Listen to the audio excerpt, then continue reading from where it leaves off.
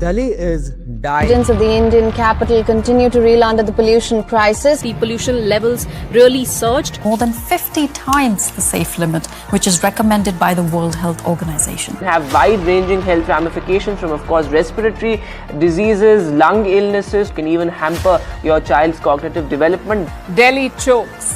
Smog blankets New Delhi. It's basically a repeat of last year and the year before that and the year before that and so on.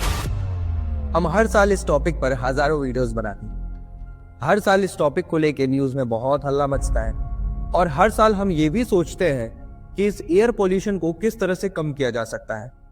पर इस air pollution के सबसे बड़े reason पे कोई बात नहीं हो। एक इतना बड़ा रीजन जिसे पॉइंट आउट करने में हमारे लीडर्स भी घबरा जाते हैं। तो मैं आज सीधे और साफ शब्दों में बता देता हूं कि दिल्ली के एयर पोल्यूशन के लिए अगर कोई जिम्मेदार है तो वो है हमारे किसान।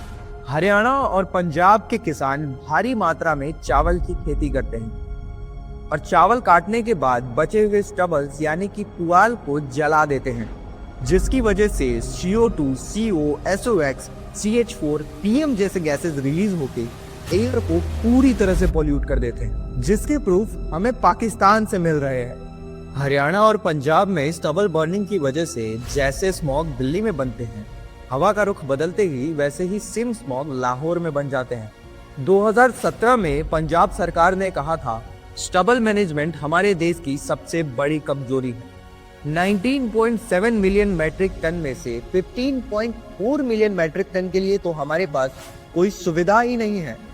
तो क्या इतने बड़े प्रॉब्लम का कोई सॉल्यूशन नहीं है? Indian agriculture research of institute ने पूसा नाम के एक बायोजाइम डेवलप किया है, जिसे स्प्रे करने से 25 से 30 दिन में ही आपके सारे स्टबल्स अपने आप नष्ट हो जाते हैं। या चंडीगढ़ के गवर्नमेंट का ये आइडिया कि हर गांव में 5 एकड़ जमीन में सारे स्टबल्स को कलेक्ट करके एक फर्टिलाइजर बनाया जाए जो उन्हीं किसानों को नए फसल उगाने में मदद करे।